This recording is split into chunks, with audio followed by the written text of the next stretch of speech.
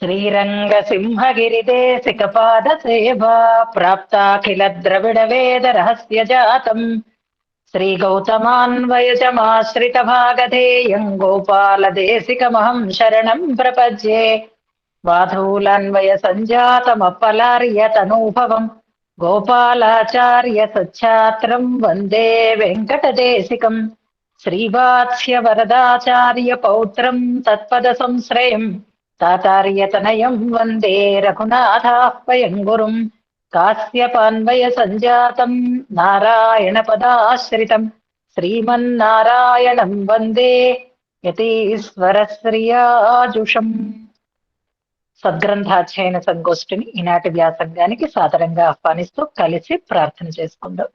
శ్రీపరాశర భట్టార్య శ్రీరంగేశ పురోహిత శ్రీవత్సాంకసుత శ్రీమాన్ శ్రేయసే మేస్తు భూయసే.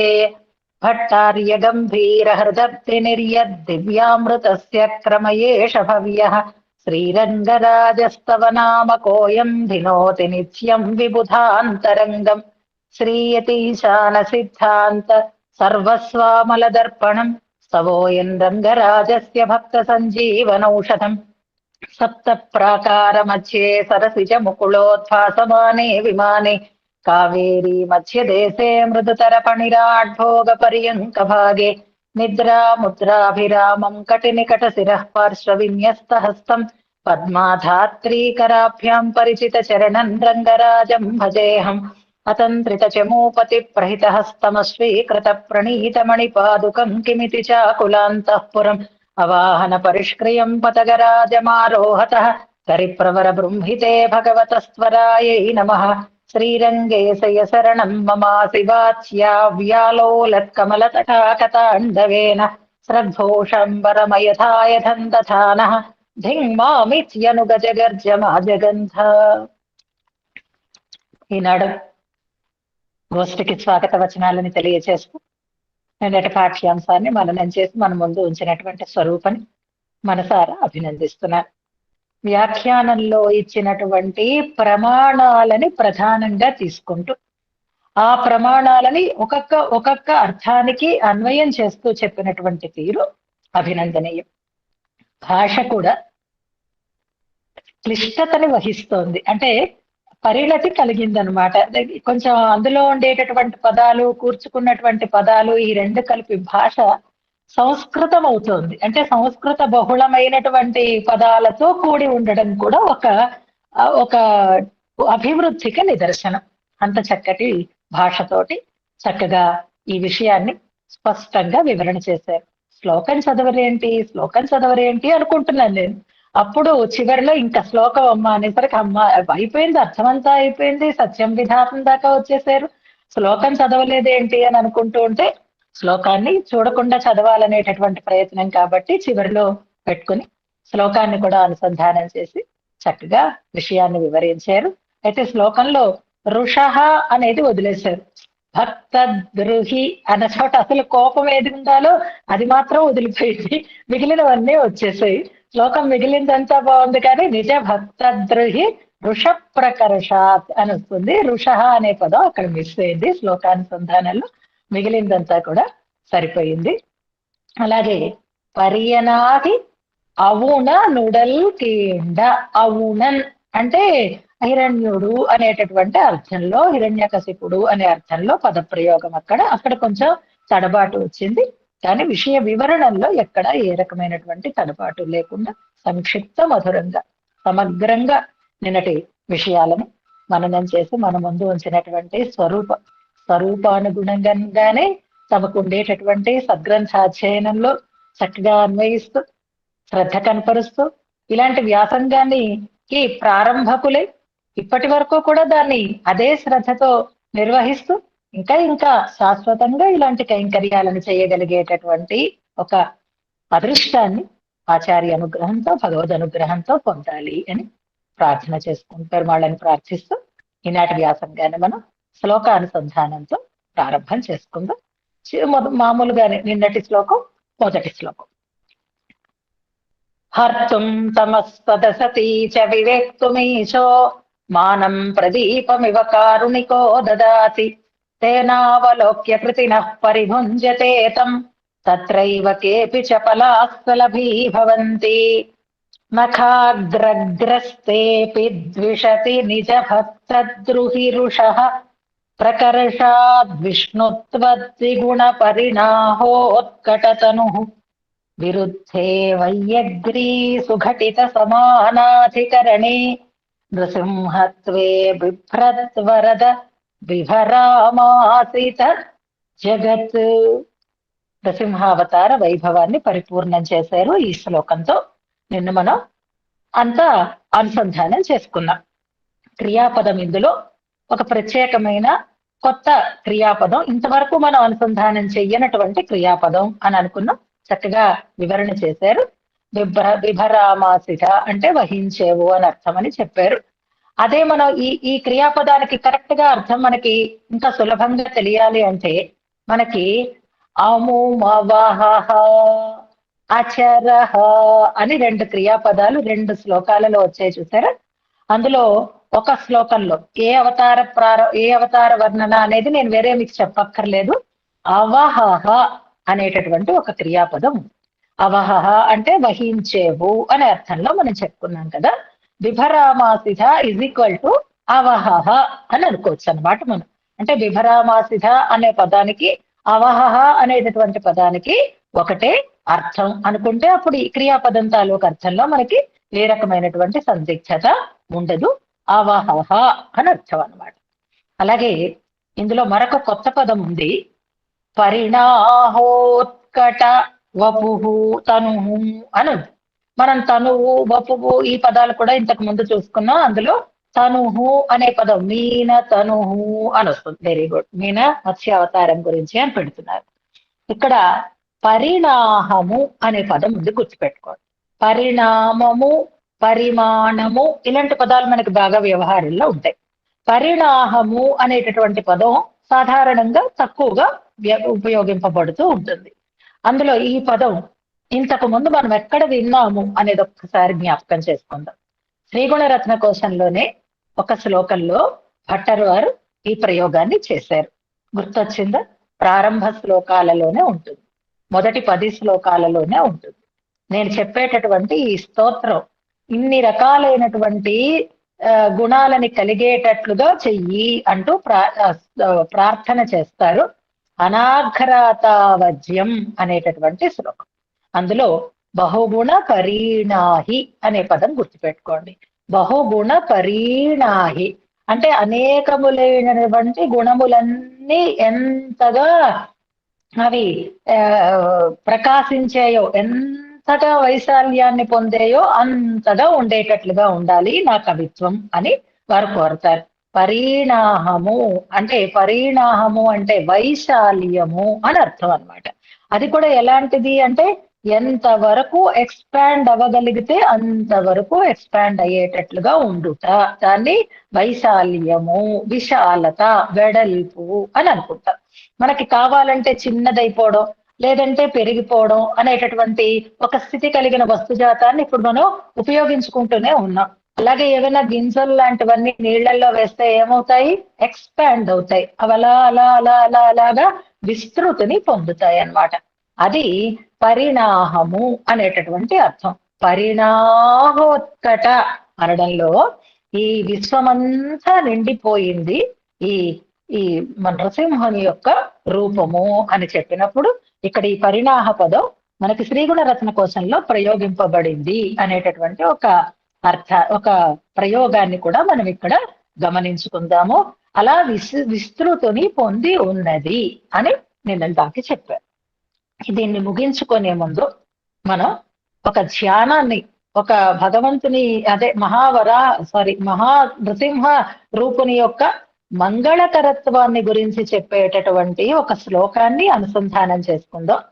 అలాగే అంత ఉగ్రమూర్తి అయినటువంటి ఆ నృసింహస్వామి యొక్క అనుగ్రహాన్ని పొందినటువంటి ప్రహ్లాదుని మాటను కూడా మనం జ్ఞాపకం చేసుకుంటూ ముందుకి సాగిపోదాం. నృసింహుడు భద్రకారు అంటే మంగళాలని కలిగించేవాడు అని అర్థం. సకల విధములైనటువంటి మంగళాలకి కారకురాలైనది లక్ష్మీ అమ్మవారైతే ఆ లక్ష్మీ అమ్మవారిని తనతో కూర్చుకొని ఉన్నటువంటి మూర్తి నృసింహమూర్తి, లక్ష్మీ నృసింహమూర్తి కాబట్టి ఆయన ధ్యానమూర్తి అని చెప్పబడతారు.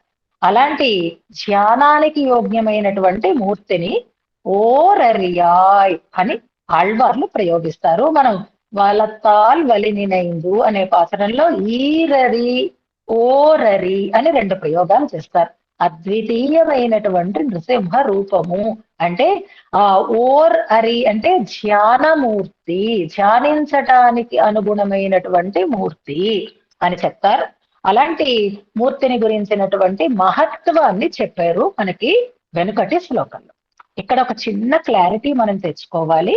ఎలాగా అంటే విష్ణుత్వము అంటేనే అంతటా వ్యాపించి ఉంది కదా, దానికి ద్విగుణంగా ఇది విస్తృతిని పొంది ఉన్నది ఈ రూపము అని చెప్తే వినడానికి బాగుంది, కానీ ఎలా అర్థం చేసుకోవాలో ఇంకొంచెం లోతుగా మనం భావన చేయాలి.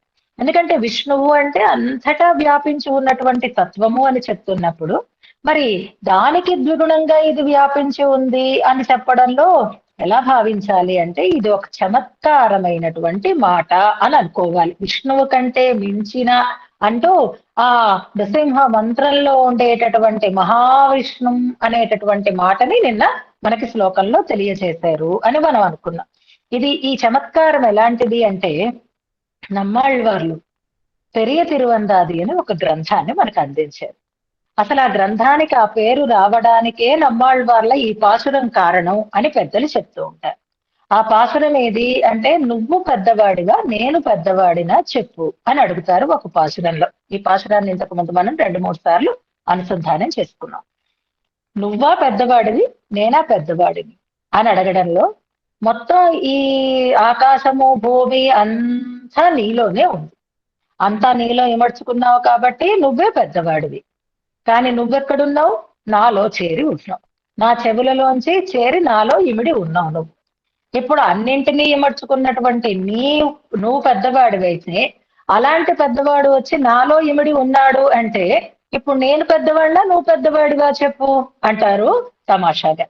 అలాగే ఇక్కడ కూడా ఈ పెద్దరికం, ఈ విష్ణుత్వము, ఈ వ్యాప్తి, ఈ ద్విగుణమైనటువంటి వ్యాప్తి అని మనం చెప్పుకునేటప్పుడు ఇది ఒక చమత్కారమైనటువంటి భావన. కోపంతో స్వామి అలాగా ఎక్స్పాండ్ అయినాడు అనమాట. అంత రూపాన్ని ఆయన పెంచుకున్నాడు అని చెప్పడంలో చమత్కారంగా నెంబర్ కూడా పెడుతున్నారు.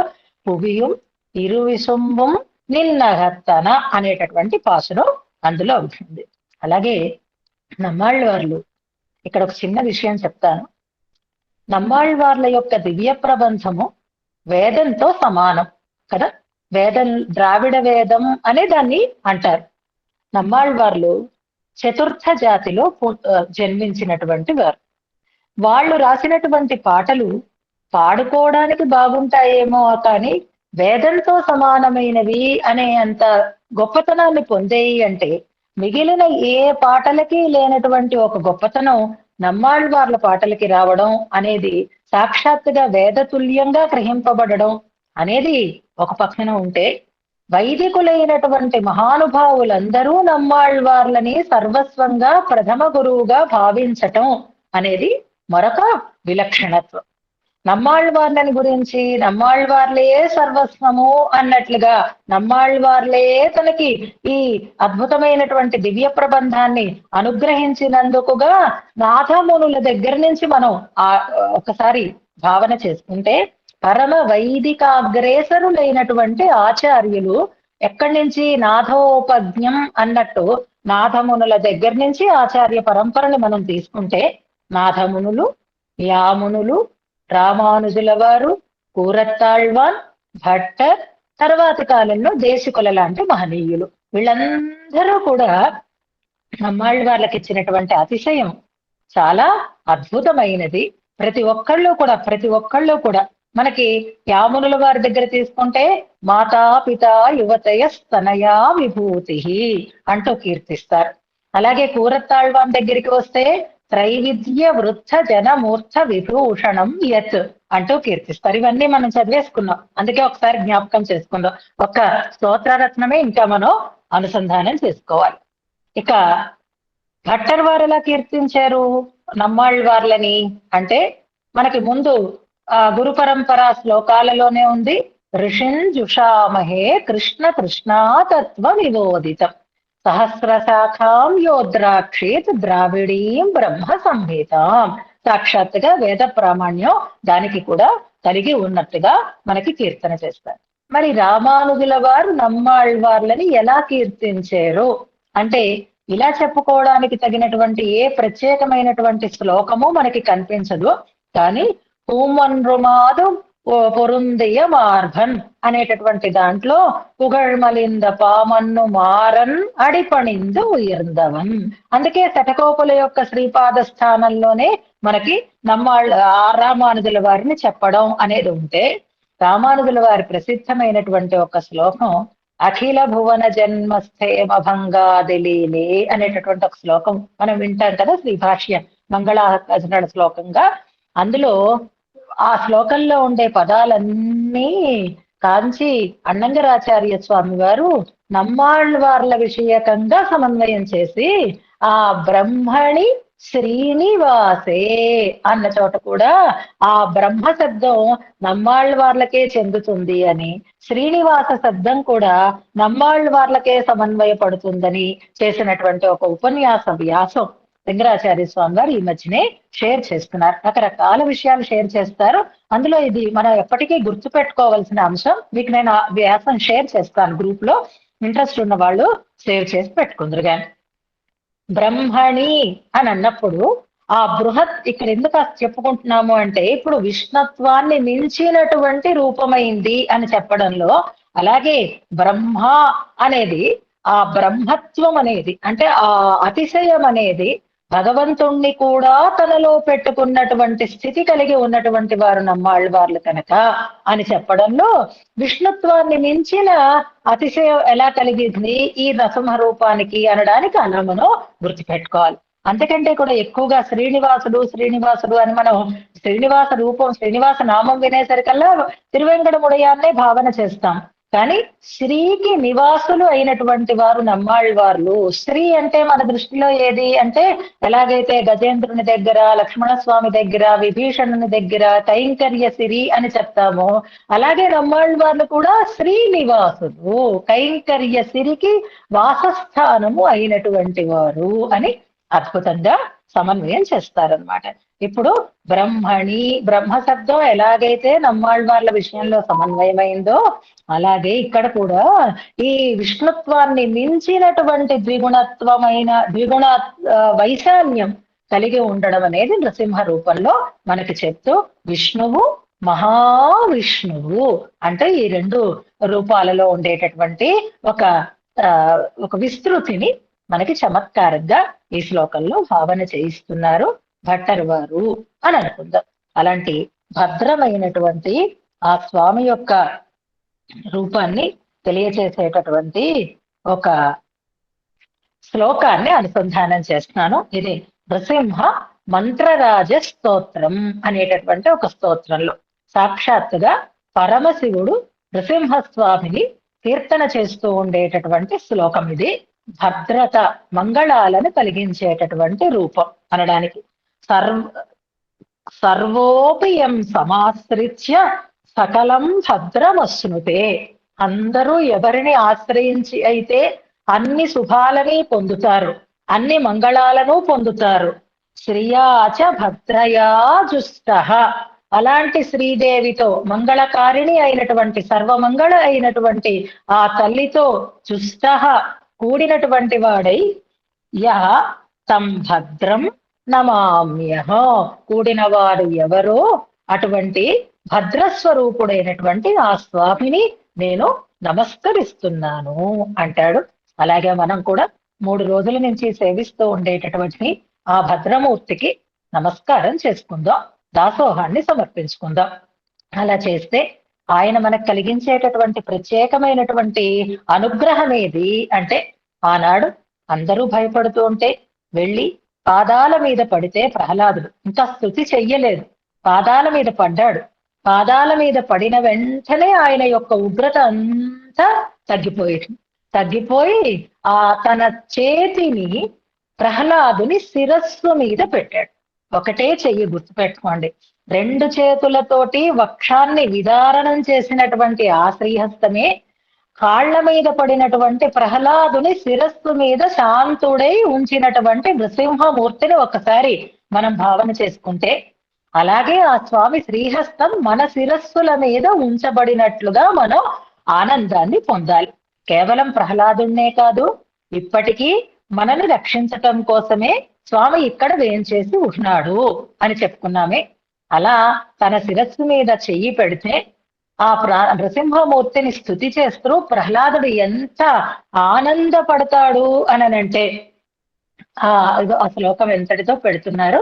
ఆ ప్రహ్లాదుని ఆనందాన్ని మనం కూడా ఇప్పుడు నృసింహస్వామి దగ్గర వ్యక్తం చేద్దాం. రోజు మన ఎదురుగా 3 రోజుల నుంచి కదలాడుతున్నటువంటి రూపం కదా అది. ఎప్పుడు నృసింహస్వామిని మనం తలుచుకుంటున్నా, మనం ప్రహ్లాదుని స్థానంలో ఉండి నేనెక్కడ నువ్వెక్కడ అంటాడు ప్రహ్లాదు. మనం ప్రహ్లాదుని ఎలా భావిస్తాము అంటే పరమ భాగవతోత్తముడు, పరమ భగవద్భక్తుడు అని, భగవద్భక్తులలో మొదటివాడు అని మనం భావన చేసుకుంటాం. కానీ ప్రహ్లాదుడు తనని తాను అలా అనుకోవటం లేదు. నేనెక్కడ రజోగుణంతో కూడిన తమోగుణంతో నిండినటువంటి అసుర కులంలో జన్మించినటువంటి వాడిని నేను. నువ్వెక్కడ మహానుభావుడి నువ్వు. అలాంటి నువ్వు ఆనాడు బ్రహ్మకి కానీ, ఈశ్వరునికి కానీ, ఇంకా అసలు చెప్పాలంటే లక్ష్మీ అమ్మవారికి కానీ అందనటువంటి ఒక అనుగ్రహాన్ని నాకు కలిగించేవయ్యా స్వామి అంటున్నటువంటి భాగవతంలో ఉండేటటువంటి ఒక మంచి శ్లోకాన్ని ఇక్కడ మనం అనుసంధానం చేసుకుంటూ ముందుకు సాగుదాం. అది స్వాహం రజ ప్రకృతిరీశా. ఈశా, మనం కూడా పెరుమాళని ఇలాగే ప్రార్థిస్తాం. మనకు కూడా నిన్న మొన్న ఇవాళ అదే ఏదో నృసింహస్వామి మన కనుల ఎదురుగా సాక్షాత్కరించినంత ఆనందం కలిగిందా లేదా? మనం ఎక్కడ రజస్తమస్సులతో నిండినటువంటి వాళ్ళం. కవాహం రజ ప్రకృతిరీశ తమోతిగే అస్మిన్ జాతః సురేతర కులే. అసుర కులంలో నేను భావించాను. నమ్మాళ్ళ వాళ్ళ భావన కూడా అలాగే అవుతుంది కదా. ఆయన ఎక్కడ నేనెక్కడ అన్నట్టున్న భక్తులందరూ అలాగే అనుకుంటారు. భక్తులు కాని వాళ్లే మేము భక్తులం అని అనుకుంటారు తప్ప, నిజంగా భక్తులైనటువంటి వారైతే మేమెక్కడ ఆయన ఎక్కడ అని అనుకుంటారు. అంచేత సురేతర కులే జాత, నేను అసుర కులంలో పుట్టాను. కానీ నా మీద తవ అనుకంప, ఎంత అనుకంప అయ్యా, ఎంత దయ అయ్యా, నీ దయ ఎక్కడ, నా పుట్టుక ఎక్కడ, నా మీద దయ చూపించడానికి తగినటువంటి యోగ్యత ఏదీ లేదు. అలా అలా యోగ్యత లేకపోయినా నా మీద నువ్వు దయ చూపించావు. ఎంతటి దయను చూపించావు అంటే, న బ్రహ్మణో నచ భవస్య నవై రమాయా. ఇది ఆ బ్రహ్మకే లభించలేదు, ఆ ఈశ్వరునికి లభించలేదు, అమ్మకి కూడా లభించలేదు. యామేర్పిత శిరసి పద్మకర ప్రసాద. నీ పద్మము లాంటి శ్రీహస్తాన్ని నా శిరస్సు మీద పెట్టి నువ్వు చూపించినటువంటి ఆ అనుగ్రహం ఏదైతే ఉందో అది అనన్య సామాన్యమైనది అంటూ తన ఆనందాన్ని తర్వాత స్థుతిలో వ్యక్తం చేస్తాడు. ఇది శ్రీమద్ భాగవతంలో ఉండేటటువంటి ప్రహ్లాద స్థుతిలో ఉండేటటువంటి ఒక శ్లోకం అన్నమాట. అలాంటి మంగళమూర్తి అయినటువంటి నృసింహస్వామి యొక్క అనుగ్రహం మనకి పరిపూర్ణంగా ఉండాలి, మన దురితాలని పోగొట్టాలి అని ఈ జగన్ నిర్వహణం చేస్తున్నటువంటి ఆ స్వామికి దాసోహ సమర్పణం చేస్తూ తర్వాత అవతారాన్ని తెలుసుకుంటూ మనం ముందుకి సాగుతాం. 27వ శ్లోకంలో వామన త్రివిక్రమ అవతారాలు అంటున్నారు ఇందులో. అంటే ఇది ఒకే అవతారంలో, ఇప్పుడు ఎలాగైతే ఒకే రూపంలో 2 రూపాలని ఆయన సుఘటితం చేశాడు అని వెనకాతలు ఎలాగైతే అనుకున్నావో, అది రూపంలో సుఘటితమైనటువంటి అవతారం అయితే, ఇది వ్యాప్తిలో రూపం 2 రకాలైనటువంటి రూపాలు ఒకే అవతారంలో ధరించినటువంటి వైనం వామన అవతారంలో మనకి కనిపిస్తుంది అనమాట. అంతేకాదు నృసింహావతారంలో అంతర్వ్యాప్తి కనిపిస్తుంది, త్రివిక్రమావతారంలో బహిర్వ్యాప్తి కనిపిస్తుంది. గుర్తుపెట్టుకోండి, పాయింట్ వైజ్ గా మనం ఈ అవతారానికి ఆ అవతారానికి ఉండేటటువంటి ఆ భేదాలని మనం గమనిస్తే అంతర్బహిశ్చ తత్సర్వం వ్యాప్య నారాయణ స్థిత. ఇప్పుడు త్రివిక్రముడై అంతటా వ్యాపించినటువంటి నారాయణుడు, అలాగే మహా నృసింహుడై అంతటా నిండి ఉన్నటువంటి నారాయణుడు ఒకరే కదా. అది అంతర్వ్యాప్తికి సూచకమైనటువంటి అవతారం అయితే, ఇది బహిర్వ్యాప్తికి సూచకమైనటువంటి అవతారము అని అనుకోండి. అంతటా ఆయనే ఉన్నాడు అని నిరూపించుకున్నాడు పాదాన్ని పెంచి లోకాన్ని కొలిచి, కనుక ఇది బహిర్వ్యాప్తిని సూచిస్తుంది. నృసింహమూర్తిగా ఉన్నప్పుడు 2 రూపాలని ఆయన ధరించి ఉంటున్నాడు. ఇలాగే వామనమూర్తిగా ఆయన అయినప్పుడు 2 రకాలైనటువంటి రూపాలు మనకి కనిపిస్తాయి. ఒకటి పొట్టిగా ఉన్న రూపము, ఒకటి అంతటా నిండినటువంటి రూపంగా దీన్ని మనం తలగాలి. ఇక వ్యాప్తి అని అన్నప్పుడు సర్వవ్యాపకుడు ఈయన అనడంలో సందేహమే లేదు. ఆనాడైతే జగత్తంతా నిండేడు, అన్నిట్లోనూ ఆయన ఉన్నాడు అని అనుకుంటున్నాము. నిజానికి త్రివిక్రముడై లోకాన్ని కొలిచినప్పుడు జగత్తు ఆయనకు అసలు సరిపోనే లేదు. జగత్తు చిన్న ధూళిలాగా పాదానికి అంటింది అంతే, ఈ మొత్తం ఈ అన్ని లోకాలు కూడా అని చెప్పడంలో ఈ మూర్తి ఎంత ఉత్తమమైనటువంటి, ఎంత ఉన్నతమైనటువంటి మూర్తి అనేది మనకి తెలుస్తూనే ఉంటుంది. ఇక ఈ వామనమూర్తి వైభవాన్ని, ఈ అవతార వైభవాన్ని చెప్పాలి అంటే వేరే చెప్పాల్సినటువంటి అవసరమే లేదు. వేదాలు ఈ త్రివిక్రమ అవతార వైభవాన్ని స్పష్టంగానే చెప్తున్నాయి అంటారు. వ్యక్త రూపాలే, 2 వ్యక్త రూపాలే. నృసింహమూర్తి వ్యక్తమైనటువంటి రూపమే, వామనమూర్తి అలాగే త్రివిక్రమూర్తి 2 వ్యక్తమైనటువంటి రూపాలే. కాకపోతే వామనుడులా మామూలుగా సులభుడై కనిపించాడు, త్రివిక్రములా తన పరత్వాన్ని ఆయన లోకానికి చాటి చెప్పినాడు. అంటే సౌలభ్యము పరత్వము 2 ప్రకాశించినటువంటి రూపాలుగా మనం ఈ వామన మూర్తిని గురించి చెప్పుకునేటటువంటి అవకాశం ఉంటుంది. అన్నిటికంటే కూడా విలక్షణమైనటువంటి ఒక విశేషం వామన అవతారంలో ఏది అని అడిగారు అనుకోండి. దశావతారాలలో ఒక్కొక్క అవతారానికి ఒక్కొక్క విలక్షణత్వాన్ని మనం చెప్పుకుంటూ వస్తున్నాం.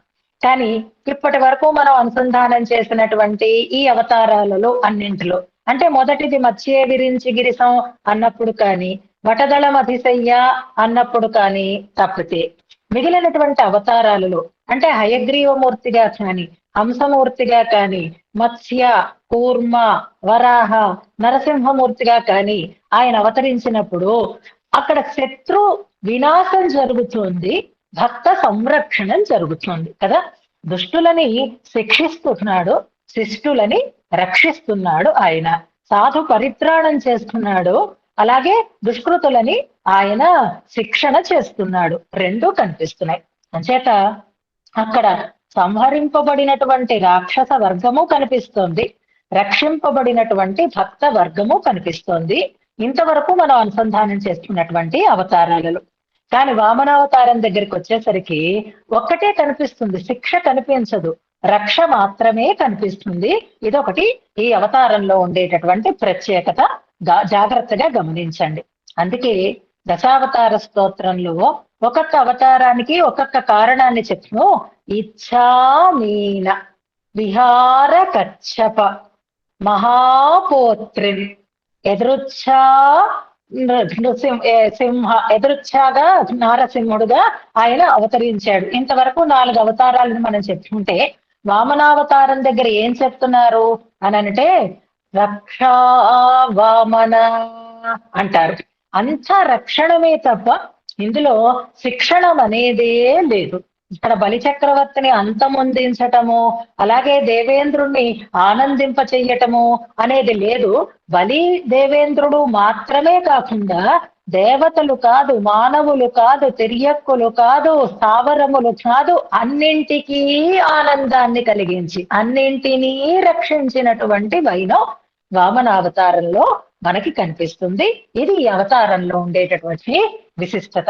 అదేంటండి ఎలా రక్షించాడు అంటే, బలి చక్రవర్తికి ఇంద్ర పదవిని మించినటువంటి శాశ్వతమైనటువంటి భోగాలను అనుభవించే రీతిలో ఆయనని అనుగ్రహించాడు. మన్వంతరమంతా హాయిగా ఆయన రాజ్యపాలన చేసేటట్టుగా ఆయనకి అవకాశాన్ని ఇచ్చాడు. సంరక్షకుడుగా తాను ఉన్నాడు.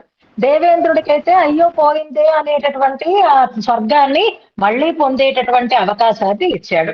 దేవతలందరికీ కూడా యజ్ఞభాగాలు పొందేటటువంటి అవకాశాన్ని ఇచ్చాడు. బ్రహ్మగారికైతే శ్రీ పాద ప్రక్షాళనం చేసి ఆయన పాదాలని కడిగేటటువంటి ఒక దివ్యమైనటువంటి ఆనందాన్ని ఇచ్చాడు. ఆ పాదజలంతో పవిత్రమై ఆ పాదజలమే గంగా నదిగా ప్రవహించేటటువంటి ఒక అద్భుతమైనటువంటి అవకాశాన్ని ఇచ్చి ఆ జలంతో పవిత్రమయ్యేటటువంటి రీతిలో మిగిలిన లోకాలనన్నింటినీ కూడా ఆయన అనుగ్రహించటం చేత ఇందులో రక్షే కనిపిస్తోంది. ఇది అందరికీ ప్రయోజనాన్ని చేకూర్చినటువంటి ఒక అవతారం. ఆ అవతారంలోనే అందరూ లాభపడినటువంటి తీరు మనకి ఇందులో కనిపిస్తుంది. అలాంటి ఒక అద్భుతమైనటువంటి అవతారాన్ని గురించి చెప్తున్నటువంటి శ్లోకాన్ని అనుసంధానం చేసుకుందాం. దైత్యౌదార్యేంద్రయాజ్ఞా విహతిమపనయన్ వామనోర్థీ త్వమాసీః విక్రాంతే పాదపద్మే త్రిజగదణు సమం పాంసులీకృత్య లిల్యే నాభీపద్మశ్చ మానక్షమమివ భువనగ్రామమన్యం శిశ్రుక్షుః తస్థౌ రంగేంద్రవృత్తే తవ జయముఖరో డిండిమస్తత్ర వేదః. కొంచెం పెద్ద శ్లోకం కానీ సులభంగానే ఉంటుంది. దైత్యౌదార్యేంద్రయాజ్ఞా విహతిమపనయన్ వామనోర్థీ త్వమాసీః విక్రాంతే పాదపద్మే త్రిజగదణు సమం పాంసులీకృత్య లిల్యే నాభీపద్మశ్చ మానక్షమమివ భువనగ్రామమన్యం శిశ్రుక్షుః తస్థౌ రంగేంద్ర వృత్తే తవ జయముఖరో డిండిమః తత్ర వేదః. ఇందులో రంగేంద్ర స్పష్టంగా సంబోధనార్థకమైనటువంటి పదం ఒక్కటే మనకి కనిపిస్తుంది. రంగనాథ అని పిలుస్తున్నారు సంబోధనతో. క్రియాపదాలు చాలా ఉన్నాయి, అన్ని పరిపూర్ణమైనటువంటి క్రియలే. ఎంచేత అంటే ఈ వామనమూర్తిగా త్రివిక్రమునిగా ఆయన విక్రమించినప్పుడు ఎన్నో జరిగాయి, అన్నింటినీ ఇందులో వివరిస్తున్నారు కనుక ఎన్నో క్రియాపదాలు పరిపూర్ణ క్రియలు ఇందులో ఉన్నాయి. గమనించుకుందాం మనం. అందులో ఆసీ అనేది మొదటి పాదంలో ఉండేటటువంటి క్రియాపదం. రెండవ పాదంలో లిల్యే అనేటటువంటిది క్రియాపదం. మూడవ పాదంలో అంటే నాలుగవ పాదంలో మొదటి పదంగా ఉంది, కానీ అర్థమంతా దీనికే లింక్ అవుతూ ఉంటుంది. చదువుకున్నప్పుడు మీరు అనుసంధానం చేసినప్పుడు శిశ్రుక్షుః తస్థౌ అని కలిపి చెప్పుకోవచ్చు, లేకపోయినా గ్యాప్ లేకుండా తస్థౌ అని చెప్పుకోవచ్చు. తస్థౌ అనేది మరొక క్రియాపదం. ఇక మరొక క్రియాపదాన్ని మనం ఇక్కడ తెచ్చి పెట్టుకోవాలి. పూర్తిగా మనకి అది అర్థం కావాలి అంటే డిండిమః అన్న తర్వాత భవతి అనే పదాన్ని మనం ఇక్కడ అత్యాహారం చేసుకోవాలి, అంటే తెచ్చి పెట్టుకోవాలి. శ్లోకంలో లేదు కానీ అర్థం పూర్తి కావాలి అంటే భవతి అనేటటువంటి క్రియని మనం ఇక్కడ చేర్చుకోవాలి అన్నమాట. చూడండి ఎన్ని క్రియాపదాలు వచ్చినాయో. ఆసీహి అంటే అయినావు అని అర్థం. లిల్యే అంటే విలీనమైపోయింది అని అర్థం. తస్థౌ అంటే నిలిచి ఉన్నది అని అర్థం. డిండిమః డిండిమమైనది అంటే అయినది అనే పదమే మనం తెచ్చుకుంటున్నాము. డిండిమః భవతి అనేటటువంటి పదాన్ని అక్కడికి మనం తెచ్చుకుంటున్నాం అన్నమాట.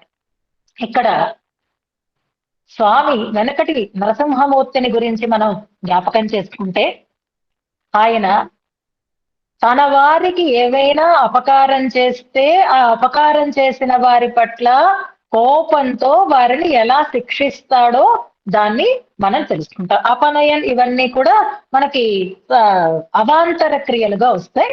అది శ్లోకం చెప్పుకున్నప్పుడు చెప్పుకుందాం. ఇందులో క్రియాపదాలే ఎక్కువ ఉన్నాయి కాబట్టి అవాంతర క్రియల గురించి ప్రస్తావన చేయలేదు. ఇంకా ఉన్నాయి అవాంతర క్రియలు, కానీ ముందు ప్రధాన క్రియల మీద దృష్టి పెట్టుకుందాం మనం. వెనకని మనకి చెప్పినప్పుడు రెండు శ్లోకాలలో కూడా ద్విషాణ ద్వేషో అగ్ని అంటూ మనకి ద్వేషము ద్విషాణుడు అనేటటువంటి పదం, అంటే శత్రువు అనేటటువంటి పదం ప్రయోగించారు. ద్వేషము అనేటటువంటి పదాన్ని కూడా ప్రయోగించారు. అంటే అప్రీతి అని అర్థం అన్నమాట. ద్వేషం అంటే అప్రీతి, అయిష్టము. దానికి రకరకాలైనటువంటి కారణాలు.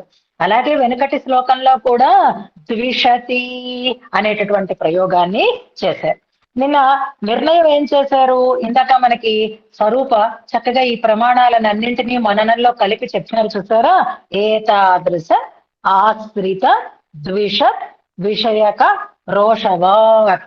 ఇలాంటి ఆశ్రిత ఆశ్రితుల విషయంలో బాధలు పెట్టినటువంటి వారే ఆయనకి ద్వేషం, శత్రువులు కనుక వారి విషయంలో ఉండేటటువంటి ద్వేషం అంటున్నారు.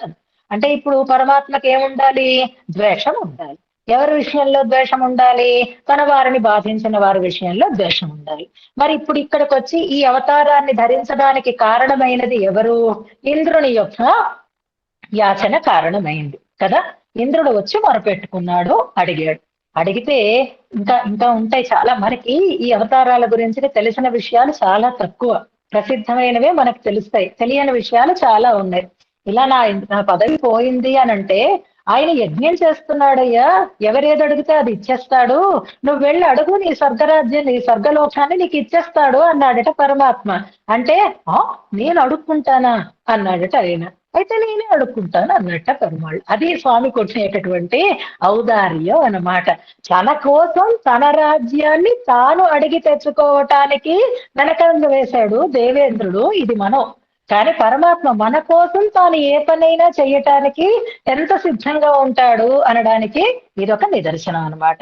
ఎందుకంత అడగడం? ఆయన మాత్రం ఎలాగైతే మిగిలిన రాక్షసులందరినీ సంహరించాడో అలాగే సంహరించేయొచ్చు కదా. ఈ బలిని కూడా సంకల్పంతోనైనా కావచ్చు, అవతరించైనా కావచ్చు. కానీ బలి చక్రవర్తి శత్రువు కాదు అనుకున్నాడు ఆయన. ఎందుకు కాదండి? దేవతలు ఈయనని ఆశ్రయించిన వారు కదా. మరి శత్రువు కాకుండా ఎలా ఉన్నాడు ఆయన? అంటే శత్రువే. అంటే ఆశ్రితుల విషయంలో కొంచెం తప్పు పనే చేస్తున్నాడు, అహంకరిస్తున్నాడు. కానీ ఆయనలో ఓ మంచి ఉంది, ఔదార్యం అనేటటువంటి ఒక మంచి లక్షణం ఉంది. అంచేత ఆశ్రిత పరిపంధులు అయినా, అంటే ఆశ్రితుల విషయంలో కాస్త తేడాగా ప్రవర్తించినప్పటికీ కూడా వాళ్ళల్లో కనుక ఏదైనా మంచి ఉంటే ఆ మంచి ద్వారా వాళ్ళని రక్షిస్తాడు తప్ప వాళ్ళని శిక్షించేవాడు కాదు స్వామి అనే విషయాన్ని ఇందులో మనకి తెలియజేస్తున్నారు. దీనిని ఉచితజ్ఞత అంటారనమాట. ఉపాయజ్ఞత అన్నమాట ఇది. ఉపాయజ్ఞత అంటే ఒక పని చెయ్యాలి అంటే రెండూ చెడకుండా చెయ్యగలగడం అనేది ఈ వామనావతారంలో మనకి కనిపిస్తుంది. ఒకరిని అంతం చేసి మరొకరిని రక్షించడం అనేది ఇంతవరకు వస్తే, ఇప్పుడు ఇక్కడ రెండు ఫ్యాక్టర్స్ ఉన్నాయి. ఒకటి ఇది రెండిట్లోకి వస్తుంది, 2 నెంబర్లోకి ఇది చేరుతుంది, గుర్తుపెట్టుకోండి. ఒకటి దైత్యేంద్రుని యొక్క ఔదార్యం, అలాగే ఇంద్రుని యొక్క యాచన. ఈ రెండు భగవంతునికి ఎదురుగా ఉంటున్నాయి.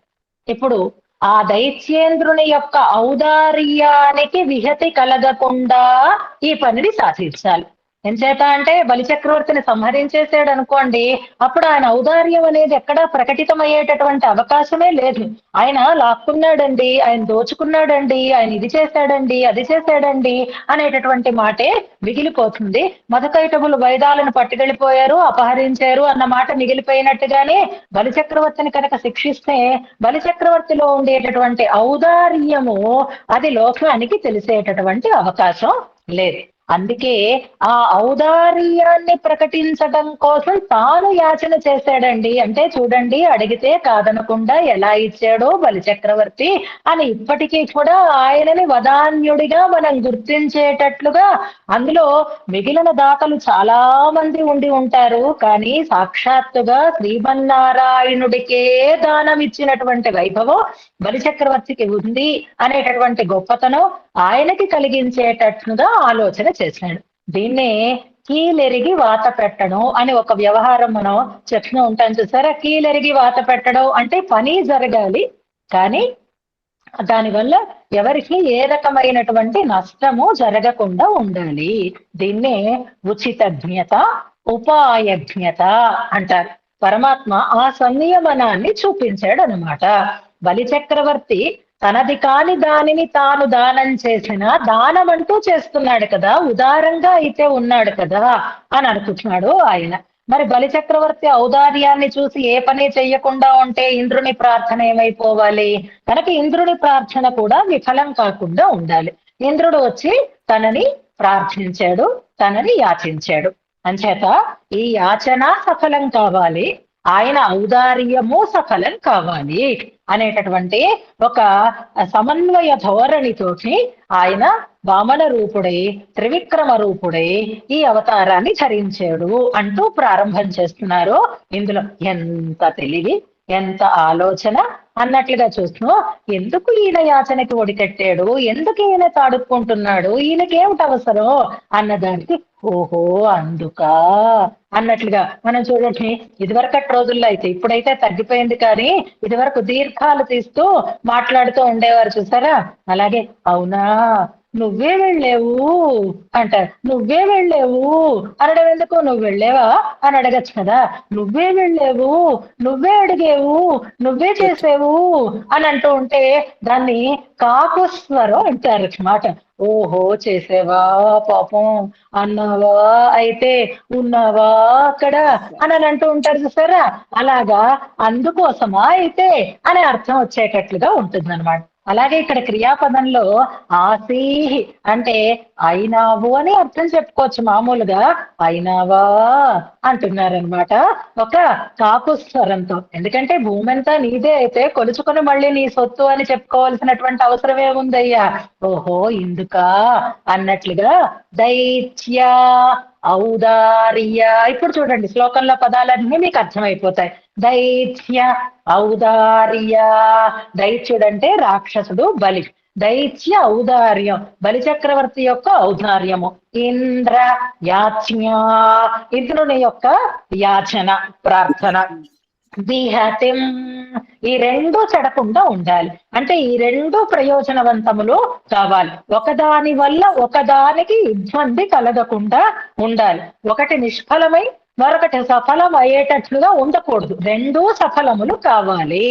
విహతిం ఆ రెండిటికి కలిగేటటువంటి విహతిని, ప్రతిహతిని అపనయన్ పోగొడుతూ, అంటే ఒకదాని వల్ల ఒకటి చెడకుండా ఉండేటట్లుగా చూస్తూ అని అర్థం అనమాట.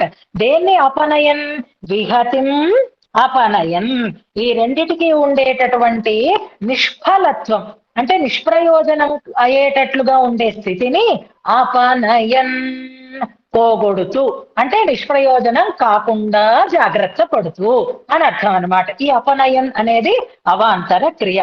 అందుకు వామనః అర్థీ అథం ఆసీహే. అర్థీ వామనః ఆసీహే. యాచన చేసేటటువంటి వామనుడవు అయినావా అంటున్నారు. అందుక అన్నట్లుగా అయినావు అని ఒక స్టేట్మెంట్ అయితే, ఎందుకు ఇలా నువ్వు యాచన చేసావు అంటే ఇందుకు అని ఆయన సమాధానం చెప్పినట్టుగా వీళ్ళే ఊహిస్తూ అందుక అలా అయినావు అంటున్నారు. వామనోర్థి త్వమాసి.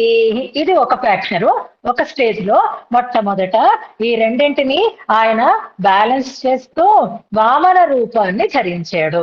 వామాని నయతి వామనః అంటారు. మనకి విష్ణు సహస్రనామాలలో ఈ నామాలు కూడా వస్తుంది. వామనః అనే నామం వస్తుంది. సుఖాలని కలిగించేటటువంటి వాడు అని అర్థం. మామూలుగా వామనుడు అంటే పొట్టివాడు, అంతగాడు అంటాము. ఆనందాలని కలిగించేటటువంటి వాడు, సుఖాలని కలిగించేటటువంటి వాడు అని అర్థం అనమాట. వామనోర్థీ త్వమాసి అనడంలో ఆ వామన రూపాన్ని చూసి అందరూ ఎలా మురిసిపోయారో ఆ సన్నివేశం మనకి గుర్తు రావాలన్నమాట. భాగవతంలో వామన బోతన గారి పద్యాలు ఒక్కసారి జ్ఞాపకం చేసుకుంటే ఎవరికి వాళ్లే మైమరిచిపోయారు. ఆ యజ్ఞవాటికలో ఉండేటటువంటి వాళ్ళందరూ పరవశులైపోయేటట్లుగా వాళ్ళకి సంతోషాన్ని కలిగించినటువంటి అద్భుతమైనటువంటి అందమైనటువంటి రూపం. ఆఖరికి బలి చక్రవర్తి ఆయన అంతఃపురం అంతా కూడా ఆ దేవేరులందరూ కూడా ముచ్చట పడిపోతున్నారు ఆ వామనమూర్తి యొక్క అందాన్ని చూసి. అందుకే అందులో చెయ్యిలా పెట్టుకొని అడగడానికి ఆయన వచ్చేసరికల్లా వామనోర్థి త్వమాసి అలా వచ్చి మెస్మరైజ్ చేసి అందరికీ ఒక ఇంద్రజాలం లాగా తన రూపాన్ని చూపించి అందరూ మైమరిచిపోయేటట్లుగా చేసి, గురువు గారు వద్దు వద్దని నెత్తి నోరు బాదుకుంటున్నా నివారిస్తున్నా సరే, నీకే వినాశం వస్తుంది అని ఇతరు చెప్తున్నా సరే వినకుండా ఆ చెయ్యి కింద నుండడం నా చెయ్యి పైన ఉండడం కంటే అదృష్టం ఇంకొకటి ఉందా అని అంటూ ఇవ్వడానికే మొగ్గు చూపేటట్లుగా చేసింది వామన రూపం అని అంటారు. నిజానికి ఆ వామనమూర్తి అడిగినటువంటి 3 అడుగుల భూమిని ఇదంతా అయిపోయింది. అడగడం ధారపోయటం అయిపోయింది. ఇదంతా సన్నివేశం. మొదటి శ్లోకంలో వామనోర్థి త్వమాసి అనేసరికి టక్ టక్ టక్ టక్ స్లైడ్స్ మనం వేసేసుకోవాలన్నమాట. అలాగే ఇప్పుడు మొత్తం అంతా అయిపోయింది. వామనుడిగా ఉండి నాకు ఏం కావాలి నీకు అని అడిగితే 3 అడుగులు కావాలి. అత్యల్పమే తథ అంటాడు ఆయన. ఇంత కొంచెం అడుగుతావేంటి, ఏది కావాలన్నా నేను ఇస్తాను కదా అని అంటే నాకు అంతే చాలు అంటాడు ఆయన. నిజానికిట వామనమూర్తి ఆ బలిచక్రవర్తిని 3 అడుగులు భూమి అడిగితే బలిచక్రవర్తి సిగ్గుపడ్డాడట. ఇది దశావతార స్తోత్రంలో మనకి వ్రీడా విద్ధవదాన్యదానవ అని చెప్పడంలో అంత ఆ దాతగా పేరు పొందినటువంటి బలిచక్రవర్తి దగ్గరికి వెళ్ళి వామనుడు అర్థించినటువంటి 3 అడుగులు వినేసరికల్లా అందరికీ ఆ యాచన ఎలా అనిపించిందిట అంటే, కల్పవృక్షం దగ్గరికి వెళ్ళి కౌపీనం కావాలి అని అడిగితే ఎలా ఉంటుందో అలా అనిపించింది. అది వెటకారం చేయడం అవుతుంది కదండి. కల్పవృక్షం దగ్గరికి వెళ్ళి నాకు కౌపీనం ఇస్తావా అని అడిగితే అంతటి కల్పవృక్షాన్ని తక్కువ చేసినట్టు అవ్వదు.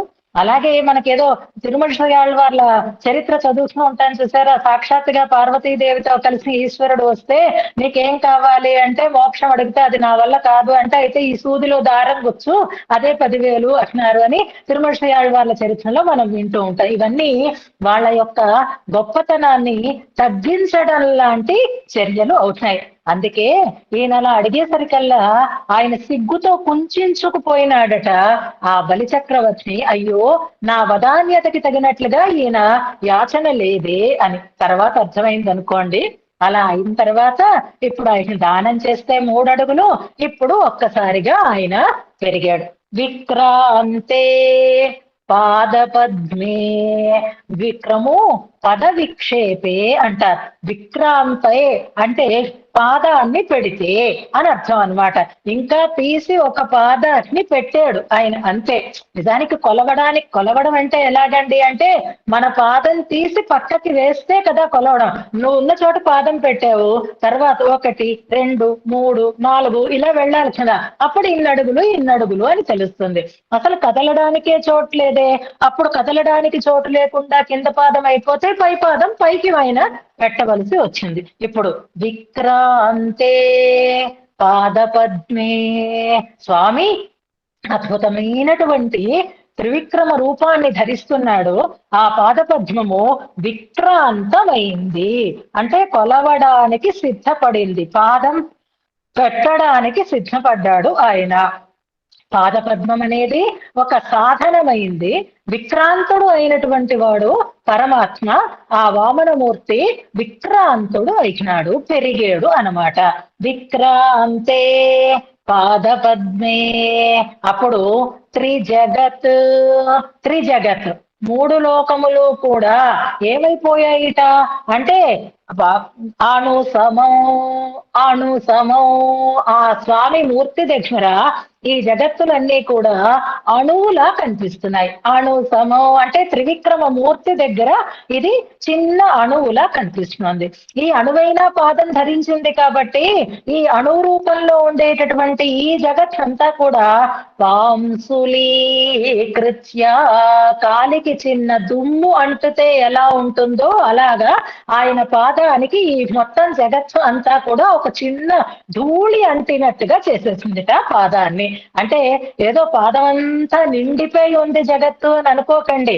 ఆ పాదానికి ఎక్కడో చిన్న ఆ ధూళి అంటితే ఎలా ఉంటుందో అలా అయి ఏ అసలు మరి కనపడలేదు, ఆ ధూళి కూడా కనపడడం లేదు అన్నట్లుగా అయిపోయింది, కనపడకుండా అయిపోయింది. అంటే అంత చిన్నది అయిపోయింది ఆ పాదం దగ్గర.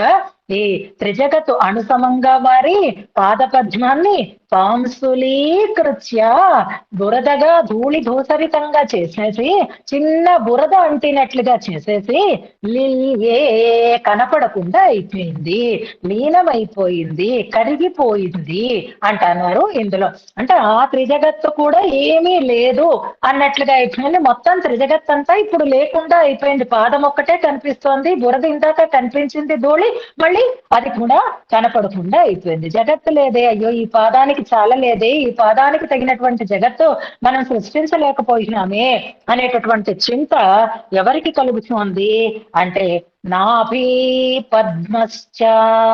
ఇక ఈ సృష్టి అంతటినీ చేసింది నాభి పద్మం కనుక, అంటే నాభి పద్మంలోంచి బ్రహ్మగారు వచ్చారు, బ్రహ్మగారి ద్వారా సృష్టి జరిగింది అనుకోండి. ఇప్పుడు బ్రహ్మగారు బిజీగా ఉన్నారు కాబట్టి నాభి పద్మాన్ని చూపిస్తున్నారు.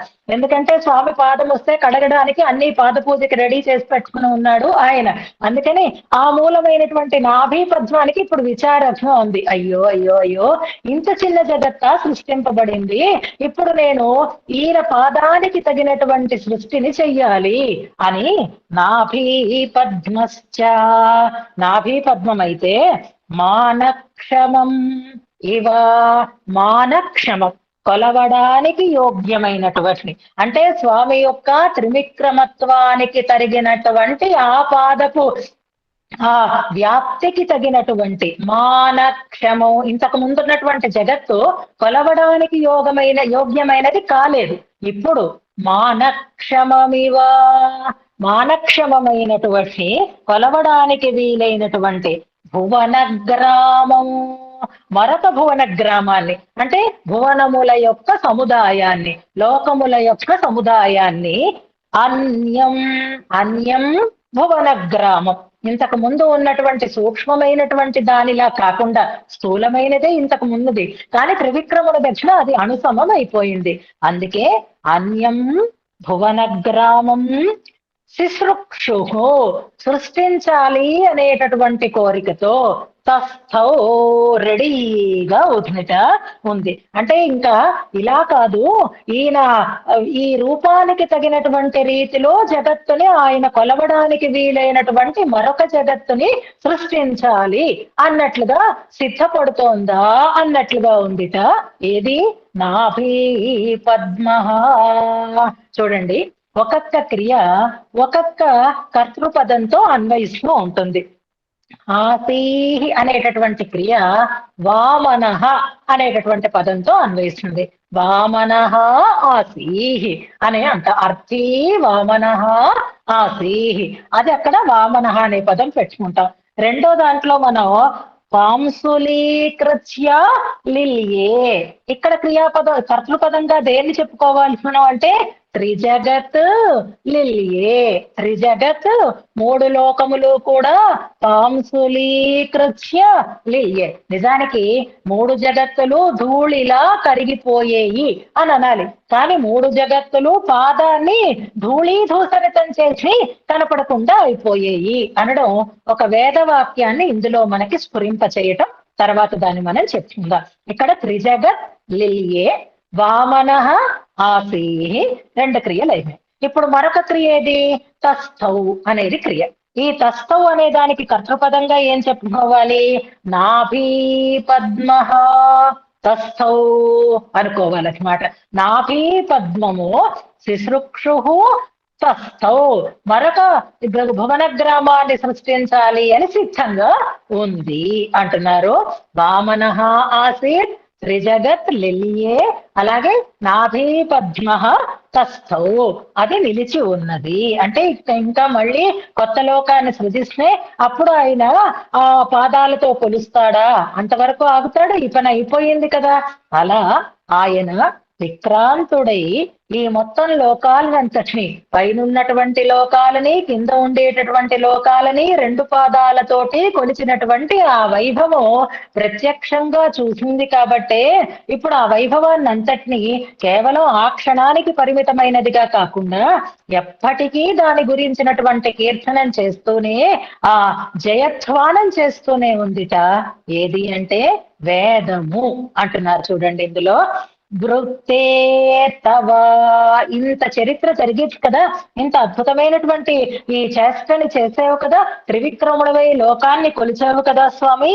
తవ వృత్తే, ఈ వృత్తాంతంలో, ఈ విషయంలో అంటే ఈ అవతార వైభవాన్ని చూసినటువంటి ఈ విషయాన్ని అందరూ మరచిపోకుండా ఉండేటట్లుగా ఆనందంతో తవ వృత్తే తత్ర, అక్కడ, తత్ర తవ వృత్తే అంటున్నారు. అంటే అలా నువ్వు ఆనాడు త్రివిక్రముడవై లోకాన్ని కొలిచినటువంటి ఆ వృత్తాంతమునందు, అంటే ఆ వృత్తాంతమును చాటి చెప్పడంలో వేద జయముఖర, వేదము జయముఖర అంటే జయ జయ జయ జయ జయ జయ అనేటటువంటి ధ్వానాలని ధ్వనింప చేస్తోంది.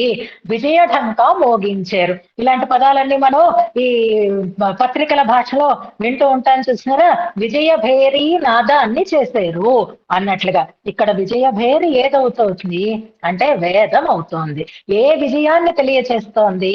త్రివిక్రమాపదానాన్ని చెప్తోంది.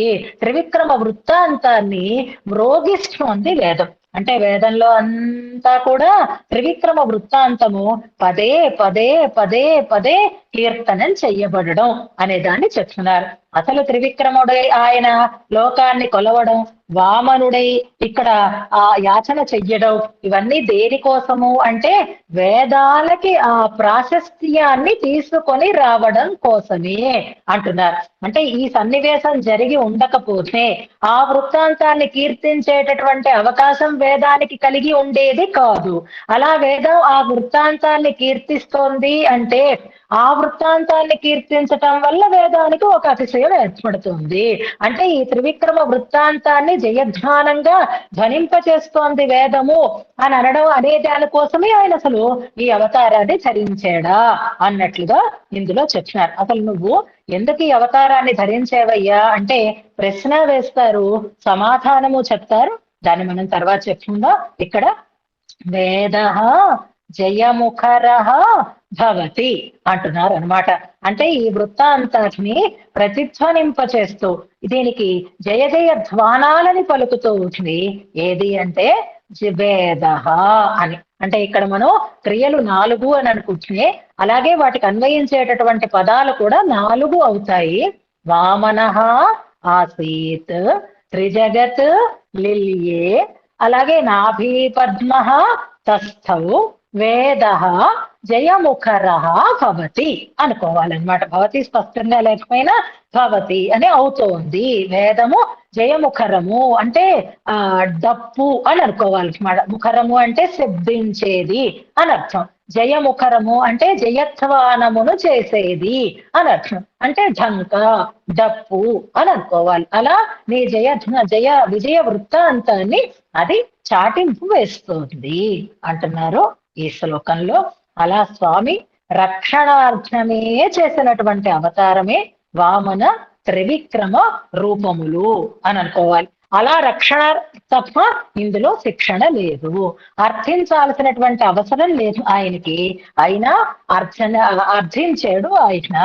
ఎందుకని అంటే ఈ రకంగా తన వైభవాన్ని తాను చూపించకపోయినట్లయితే ఆ వైభవం కీర్తనం ద్వారా వేదానికి అతిశయం కలిగి ఉండేది కాదు. అందుకని వేదం కీర్తించడం కోసం అలా చేశాడు. ఒకసారి నేను కవిత్వం రాస్తాను, నువ్వు ఈ రూపం ధరించు, ఈ రూపం ధరించు అట్నే ధరించినట్లుగా ఇప్పుడు స్వామి త్రివిక్రమావతారానికి మూలం ఏది అనంటే వేదము దాన్ని కీర్తించి పూజనీయమైనది కావడం కోసం అని మనకి కూరత్తాళ్వ అతిమానుష స్మరంలోనే వివరణ చేస్తారు.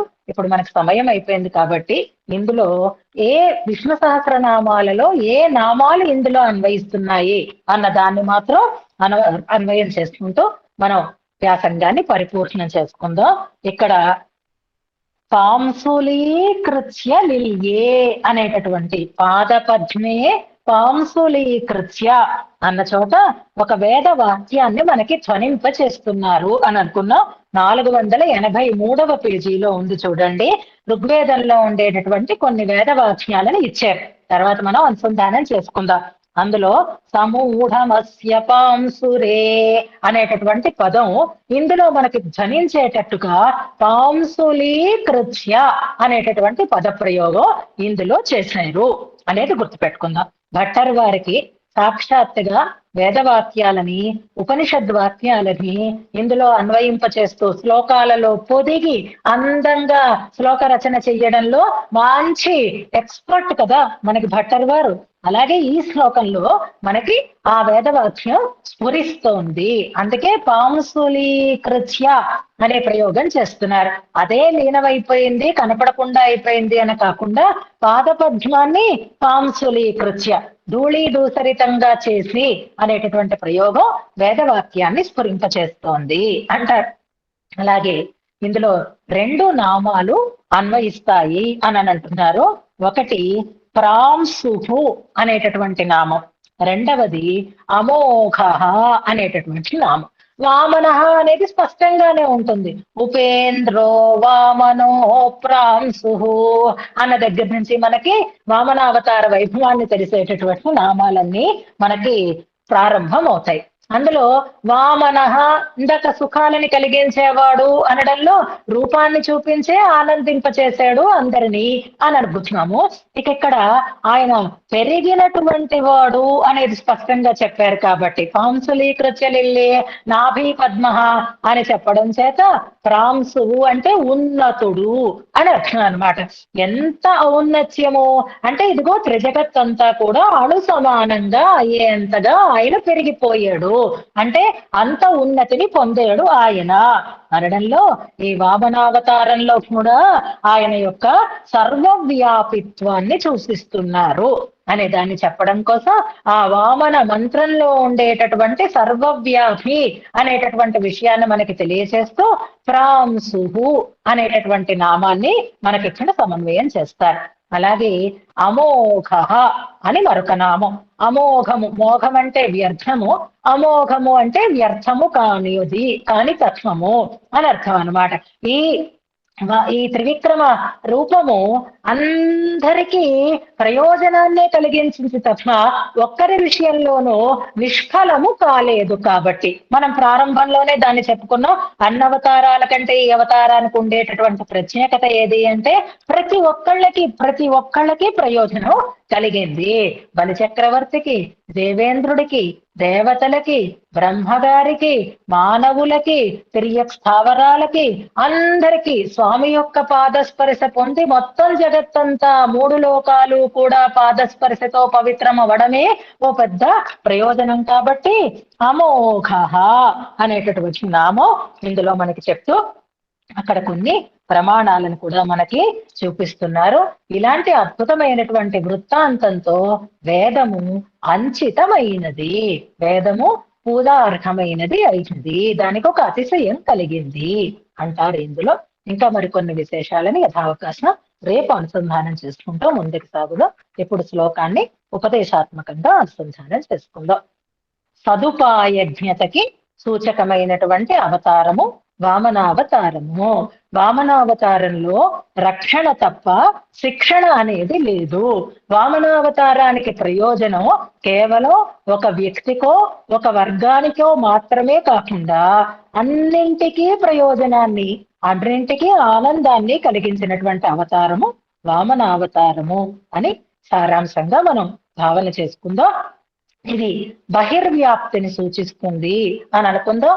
నరసింహ రూపంలానే ఇందులో చిన్న రూపము, పెద్ద రూపము 2 కూడా వ్యక్తములుగా మనకి కనిపిస్తూ ఉంటాయి అని తెలుసుకుంటూ శ్లోకం.